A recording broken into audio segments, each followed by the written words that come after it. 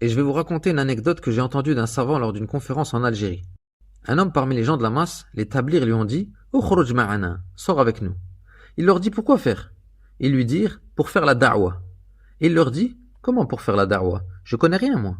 Ils lui dirent « Sors avec nous et sayaftah Allahu alayk ». Bon, il sortit avec eux. Kharaja ma'al kharijin. Ils débarquèrent dans une mosquée et là ils lui dirent « Après le Maghreb, tu vas faire un rappel ». Comment ça un rappel? Ils lui dirent « Tu vas t'adresser aux gens et tu leur fais un rappel ». Il leur dit « Attendez, moi je suis sorti avec vous pour que vous me fassiez le rappel, non pas pour que moi je le fasse aux gens. Je suis sorti pour apprendre, pas pour enseigner. Que vais-je enseigner alors que je suis ignorant ?» Ils lui dirent « T'inquiète pas, sayaftahu Allahu alayk ». Donc après le Maghreb, il se leva devant tout le monde, car il n'a pas le choix, quand tu sors avec eux, tu dois obéir au émir.